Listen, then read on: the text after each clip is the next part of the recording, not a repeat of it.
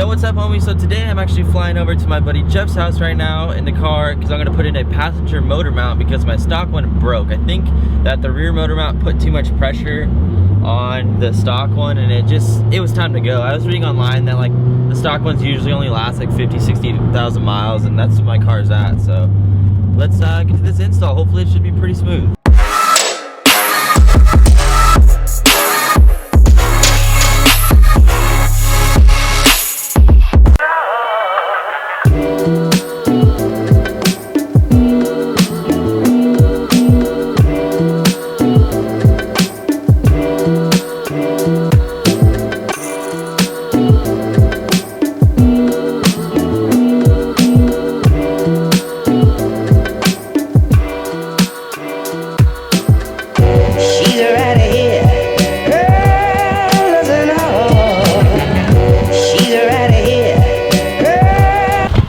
Okay, so we did just get back. It's still just, we're gonna have to rub it off. But now we're gonna jack up the car, prop up the motor, support it so we can take the old one off, and then, we just need to put the dolly underneath it, put some support under the motor, and then we take off these bolts and we'll take you. So the first two things is the two clips on the, what is this, the radiator reservoir? The reservoir, yeah. Yeah, so there's one on the back side right here and this one, and we're gonna use a flathead to get in there and get it. Okay, so Jeff just helped me. We got the clips off the reservoir, so now we can kind of just lift it out, and then now we can see our whole motor mount. And this rubber piece right here that you can see, it must have cracked somewhere, and that's what just spewed everywhere, that hydraulic fuel that I was reading online. So these two 17mm bolts, and then our two E10 Torx screws, and then this negative, we just gotta figure out what to do. We just got the jack underneath, and then now we just supported the car just enough. Now we're gonna start taking the bolts off. We're currently doing the 217 on the outside. You need a pretty long extension. Yes, you do.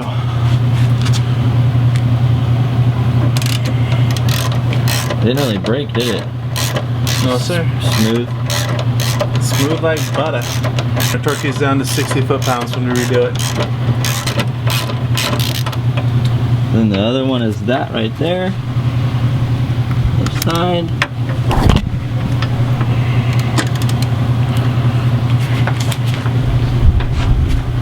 You need a Jeff for the muscle power. Everybody needs a Jeff for the muscle power.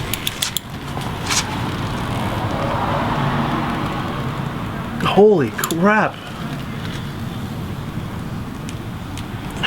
The stripping. No, it's not even. Oh, a little bit, but it's not even moving. Which results in one thing. We're gonna use the breaker bar, or not the breaker bar, the torque wrench to act as a leverage. Exactly. We're using the E10 on those two down there, so we're gonna use a little more leverage. Yep, that's what happens with Torx every time. With the Torx bolts, we found out that they always just end up breaking off, but there still is the 17mm bolts that you can unscrew to get it all the way off. I know some of you are gonna be asking, you know, you can't even work on your own car. Well, someone's got to film these videos, all right? So don't. Maybe I'll install maybe like a front lip, maybe. Okay, we got it out. Here got him, coach. We actually left the one bolt in there, as you'll see, because it broke on the top. And yeah, it doesn't matter though, because we got it out, and that's all we need. So tightening the one side that we did get off back to 50 pounds. It's supposed to be 60, but we're doing 50 just to be careful because it did kind of break halfway off. We'll tighten. We'll adjust accordingly. Okay, this is officially a two-man job. I'm gonna have to let go for a second. Okay, go for it. This one started.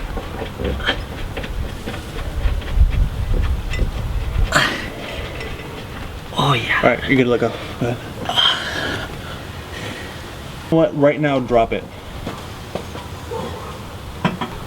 Better or worse? It's a little better.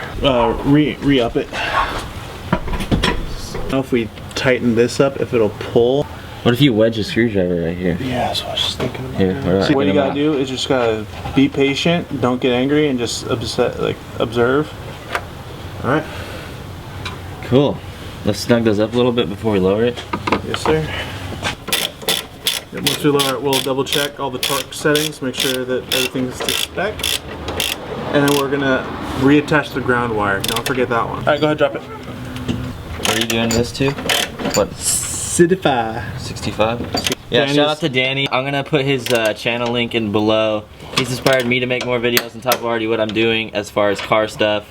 And I did go to his meet, and that's where me and Jeff got to meet. And so I'm stoked for everything. And Danny, you're doing good stuff. That's why we're together today. Thank you. All right, let's get ready for the shakes. All right, go for it.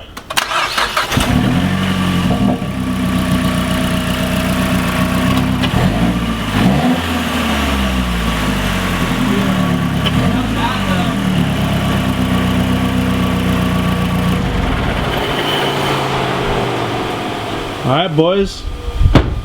We as Gucci as they come. Bada bing, bada boom. Thanks, Jeff. Yeah, no You problem. the man. Install complete. Did it look pretty smooth when it was running? Yeah, it looked perfect. Cool. It actually looked stiffer than before. Alright guys, thanks again for watching today. I'm stoked that we got this motor mount in. Yeah, the Torx bolts are the biggest hiccup in the whole thing, but it's got the failsafe with the nut on top of it.